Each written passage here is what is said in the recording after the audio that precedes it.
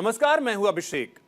गुरु मतलब सिर्फ गुरु नहीं, गुरु मतलब बदलाव, गुरु मतलब विकास, गुरु मतलब शांति, गुरु मतलब क्रांति, गुरु मतलब सियासत का धुरंधर नेता, गुरु मतलब इंसानियत का प्रणेता, गुरु मतलब वो जो सिर्फ सत्ता के लिए नहीं बल्कि सुधार के लिए सियासत करते हैं। नाम तो आप जानते ही हैं, हम तो गुरु ही कहेंगे।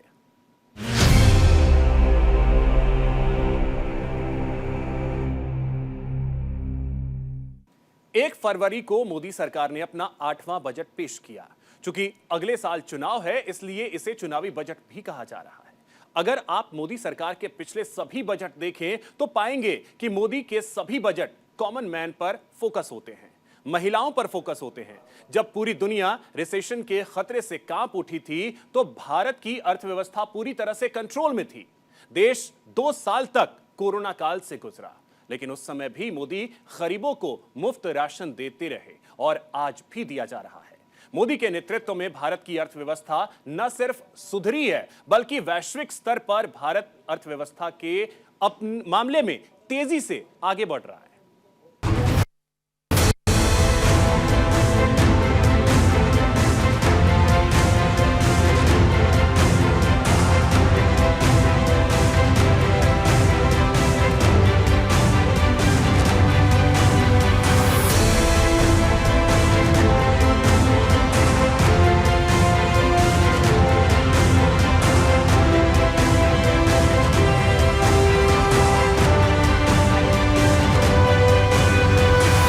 भारतीय जनता पार्टी के नेतृत्व में एनडीए सरकार,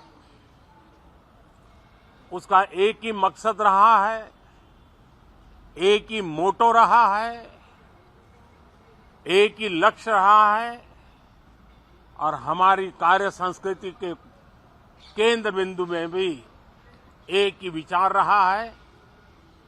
इंडिया फर्स्ट, सिटीजन फर्स्ट।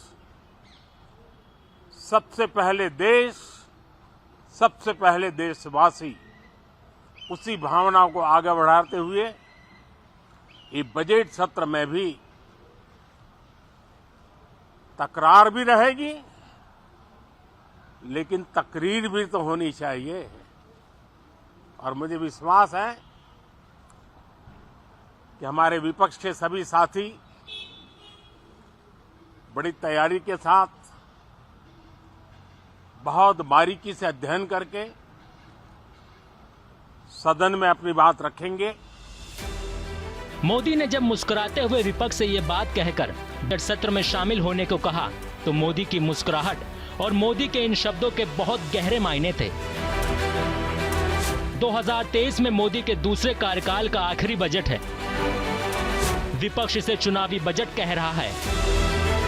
हमारे देश में चुनावी बजट की तो परंपरा रही है, लेकिन मोदी के दोनों कार्यकालों का बजट देखेंगे तो पाएंगे कि मोदी का हर बजट चुनावी बजट होता है, क्योंकि मोदी अपने हर बजट में देश को इतना कुछ दे देते हैं कि हर वर्ग खुश रहता है।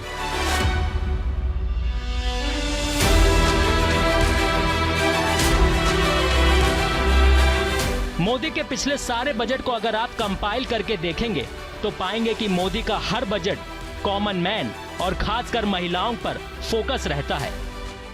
साथियों, 21वीं सदी के भारत के तेज विकास के लिए महिलाओं का तेज विकास, उनका सशक्तिकरण उतना ही जरूरी है।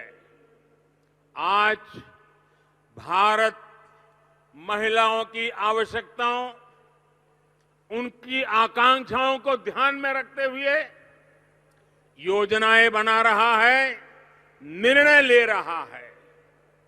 सेना से लेकर खदानों तक हमारी सरकार ने महिलाओं के लिए अपनी पसंदीदा काम करने के लिए सारे रास्ते खोल दिए हैं।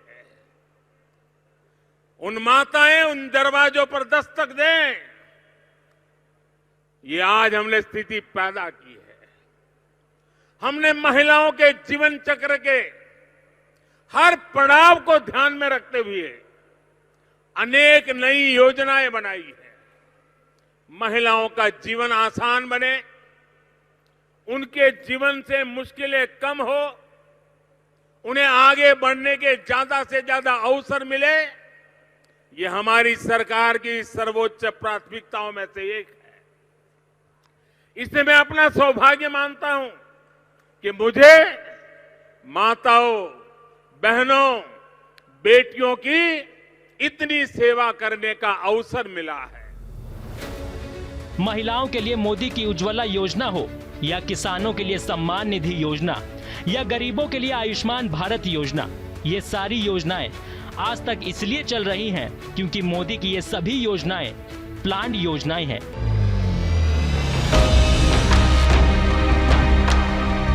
यानी बजट में शामिल योजनाएं हैं।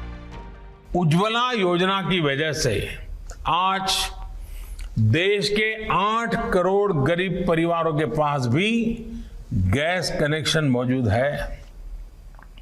इस योजना से गरीब के जीवन में क्या परिवर्तन आया है, ये कोरोना के दौरान हम सभी ने फिर एक बार महसूस किया है।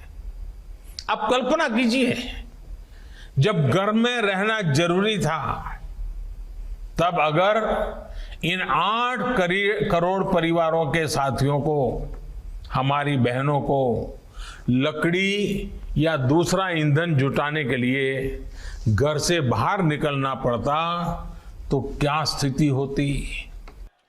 पीएम किसान सम्मान निधि से ऐसे करोड़ों छोटे किसानों की मदद हो रही है। भाइयों बहनों, हम सत्ता में आए उसके पहले, आपने मुझे सेवा करने का मौका दिया उसके पहले, क्या कभी भी आपके कानों पे किसी पॉलिटिकल पार्टी, किसी पॉलिटिकल लीडर के मुंह से छोटे किसान इस शब्द भी सुना था क्या? सुना था क्या?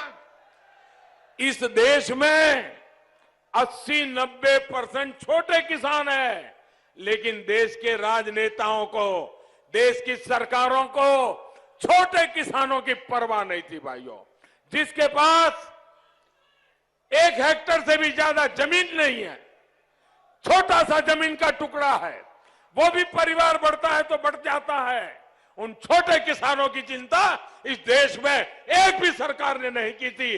पहली बार आज मैं छोटे किसानों के लिए लड़ रहा हूं। प्लांट योजनाएं और नॉन प्लांट योजनाएं, 2 तरह की योजनाएं होती हैं और बजट में प्लांट योजनाओं को शामिल किया जाता है। प्लांट योजनाएं वो योजनाएं होती हैं जो योजनाएं बंद नहीं होती हैं, जबकि नॉन प्लांट योजनाएं कभी भी बंद हो जाती हैं। मोदी सरकार के बजट में प्लांट योजनाओं को रखा जाता है, यानी मोदी सरकार के बजट में जो योजनाएं चल रही हैं वो योजनाएं कभी बंद होने वाली नहीं हैं।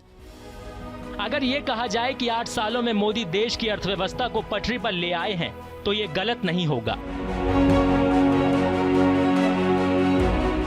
अंतर्राष्ट्रीय मुद्रा कोष यानी IMF की एक रिपोर्ट के मुताबिक एशियाई देशों में महंगाई का दबाव तेजी से बढ़ रहा है। इसकी वजह से वैश्विक विकास दर 2% तक गिरने की संभावना है।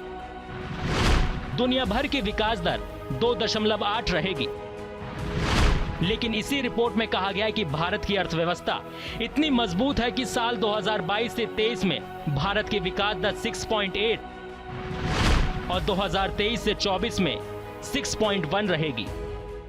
बिल्कुल, मैं इसे मानता हूं कि ये मोदी जी की पूरी दुनिया आज भारत की तरफ देख रही है। ये जो बजट आज पेश किया है पार्लियामेंट में, इसमें सरकार ने अपना एजेंडा बिल्कुल साफ कर दिया है कि हमारे पास अब केवल एक ही मिशन है, वर्ल्ड लीडर बनना, देश को आगे लेके जाना, और ये बजट उस पे एकदम खरा उतरता है। भारत की मजबूत अर्थव्यवस्था का अंदाजा आप इसी बात से भी लगा सकते हैं कि जब पूरी दुनिया पर रिसेशन और दूसरे आर्थिक संकट के बादल मंडरा रहे थे तो भारत में सब कुछ अंडर कंट्रोल था। कोविड के कारण 2 साल तक पूरी दुनिया लड़खड़ाई रही, लेकिन भारत मजबूती से अपने लोगों के साथ खड़ा रहा।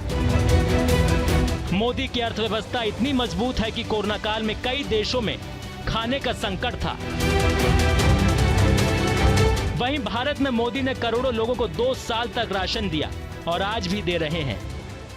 कोरोना से लड़ते हुए भारत में 80 करोड़ से ज्यादा लोगों को 3 महीने का राशन, यानी परिवार के हर सदस्य को 5 किलो गेहूं या चावल मुफ्त दिया गया।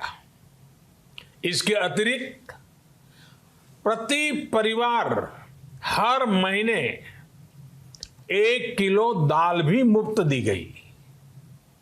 यानी एक तरह से देखें तो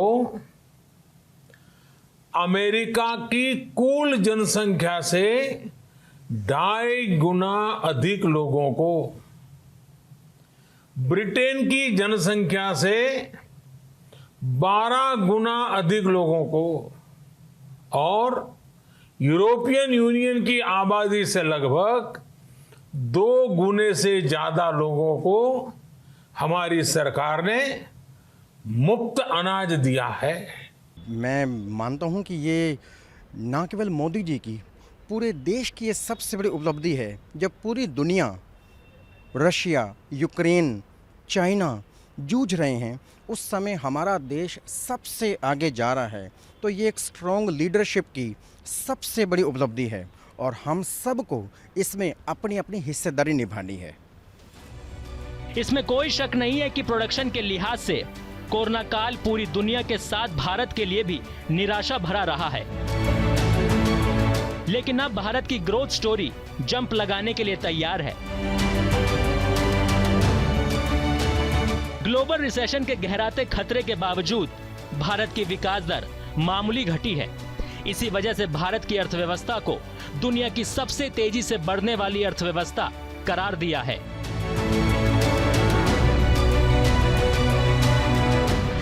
भारत की बढ़ती अर्थव्यवस्था EY और CII के एक सर्वे में दावा किया है कि 71% MNCs भारत में विस्तार योजनाओं के तहत निवेश के लिए तैयार हैं। इससे समझा जा सकता है कि भारत की बढ़ती आर्थिक शक्ति किस तरह से दुनिया में अपना परचम लहरा रही है। दुनिया के फलक पर भारत का सूरज चमक रहा है और ऐसा चमक रहा है कि दुनिया की आंखें चकाचौंध हो रही हैं। भारत की अर्थव्यवस्था ने इस साल ब्रिटेन की अर्थव्यवस्था को पीछे छोड़ दिया है। भारत अभी दुनिया की टॉप 5 अर्थव्यवस्थाओं में शामिल है और आने वाले समय में अमेरिका और चीन के बाद भारत दुनिया की सबसे बड़ी अर्थव्यवस्था होगी। आंकड़ों के मुताबिक भारत की अर्थव्यवस्था 2027 तक जर्मनी को पीछे छोड़कर भारत चौथी सबसे बड़ी अर्थव्यवस्था बन जाएगा, जबकि 2029 तक जापान से आगे निकलकर तीसरी सबसे बड़ी अर्थव्यवस्था बन जाएगा। मैं इससे भी और आगे देखता हूँ। हमें नंबर 2 बनना है, हमें नंबर 1 बनना है। हम अमृत काल में पहुँच गए हैं और मुझे पूरा विश्वास है इसी अमृत काल में भारत अपनी इन्हीं पॉलिसीज़ की वजह से विश्व गुरु बनेगा और पूरे दुनिया को एक रास्ता दिखाएगा। जब से भारत ने 2047 तक विकसित राष्ट्र बनने का टारगेट तय किया है, उसी समय से ये सवाल पूछा जा रहा है कि भारतीय अर्थव्यवस्था का आकार क्या चीन से ज्यादा हो पाएगा और अगर हो पाएगा तो कब। अगर मौजूदा आंकड़ों के हिसाब से मुकाबला करें तो फिलहाल भारत की इकोनॉमी का आकार करीब $3.5 ट्रिलियन है, जबकि चीन की अर्थव्यवस्था $17.5 ट्रिलियन से भी कई ज्यादा है। 2047 तक भारत का लक्ष्य $20 ट्रिलियन अर्थव्यवस्था बनाने का है। इसके लिए सालाना 7 से 7.5% की विकास दर की जरूरत होगी। ऐसे में भारत का चीन से आगे निकलना अगले 25 साल तक तो मुमकिन नजर नहीं आता है, क्योंकि तब तक चीन भी तरक्की करते हुए आज के मुकाबले कहीं बड़ी इकोनॉमी बन जाएगा। मैं इससे पूरी तरह सहमत हूँ। जिस तरह से सरकार डोमेस्टिक मैन्युफैक्चरिंग को प्रमोट कर रही है, MSMEs को प्रमोट कर रही है, मुझे इसमें कोई डाउट नहीं है कि हम जो चाइना ने माहौल तैयार किया है पिछले 2 सालों में, उसके कारण पूरी दुनिया के पास भारत ही एक विकल्प बचता है। हम एक ग्लोबल कंज्यूमर ना होकर ग्लोबल मैन्युफैक्चरर बन रहे हैं। ग्लोबल सप्लायर बन रहे हैं, तो हम चाइना से ज़रूर आगे निकलेंगे। इसके अलावा मोदी ने 8 साल के अपने बजट में रेलवे की सूरत बदल दी है। अब ट्रेनें टाइम पर हैं। मोदी के पीपीपी मॉडल यानी पब्लिक प्राइवेट पार्टनरशिप वाले फॉर्मूले ने देश के तमाम रेलवे स्टेशनों की तकदीर बदल कर रख दी है।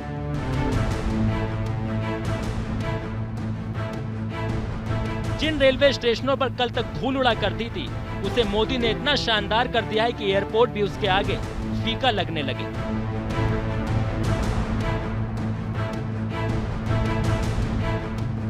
मसलन ये बनारस का मड़वाडीह रेलवे स्टेशन है। इसकी चमक दमक आपकी टीवी स्क्रीन पर है, लेकिन ये स्टेशन पहले ऐसा नहीं था। इस समय बनारस स्टेशन पर मौजूद हैं। यह वह बनारस स्टेशन है जो कभी मड़वाडीह के नाम से जाना जाता था।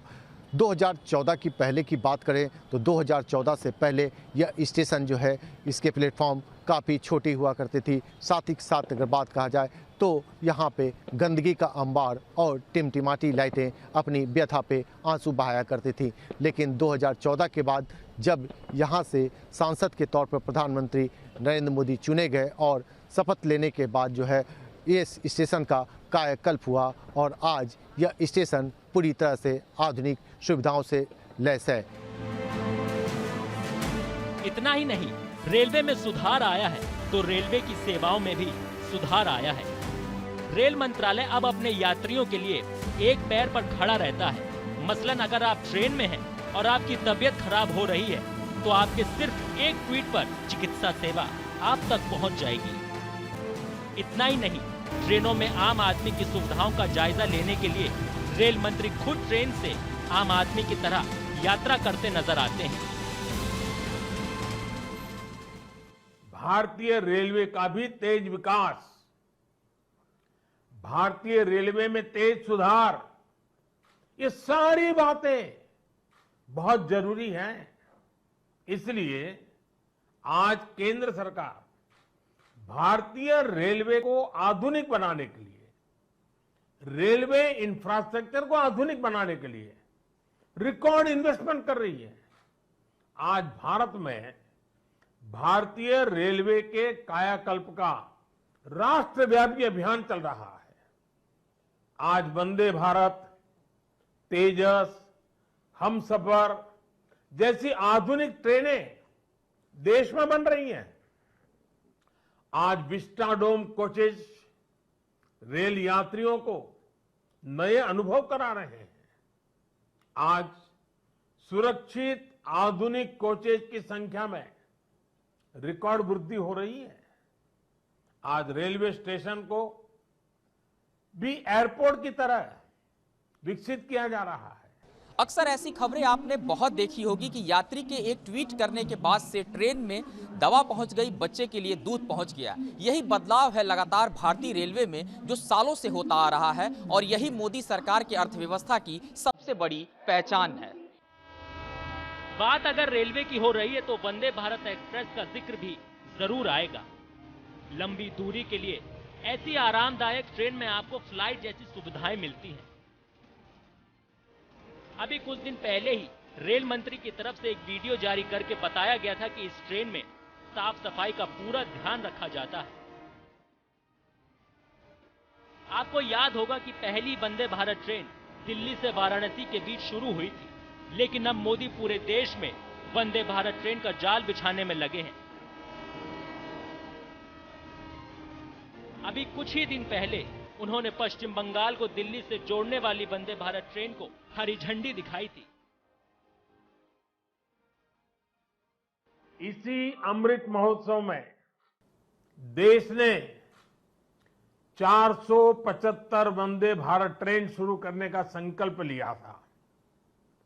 आज इसी में से एक हावड़ा न्यू जलपाईगुड़ी वंदे भारत ट्रेन यहां कोलकाता से शुरू हुई है। आज ही रेलवे और मेट्रो की कनेक्टिविटी से जुड़े अन्य प्रोजेक्ट्स का भी लोकार्पण और शिलान्यास हुआ है। करीब 5,000 करोड़ रुपए की लागत से जोका बीबीडी बाग मेट्रो प्रोजेक्ट पर काम हो रहा है। मोदी अगर ऐसे ही काम करते रहे तो उम्मीद की जा रही है कि 2030 तक भारत दुनिया की सभी उभरती अर्थव्यवस्थाओं में अव्वल होगा, जिनकी अगले एक दशक में कुल वैश्विक जीडीपी में आधी हिस्सेदारी होगी। महामारी और रूस यूक्रेन युद्ध के चलते बड़ी महंगाई ने ज्यादातर विकसित अर्थव्यवस्थाओं को पीछे धकेल दिया है और इनमें ग्रोथ की संभावना काफी कम है। लेकिन भारत की अर्थव्यवस्था जिस तेज गति से आगे बढ़ रही है उसे रोक पाना मुश्किल है। Bureau report, news India. तो गुरु के आज के इस एपिसोड में बस इतना ही। कल फिर हाजिर होंगे गुरु की एक और कहानी लेकर। तब तक के लिए दीजिए इजाजत। नमस्कार।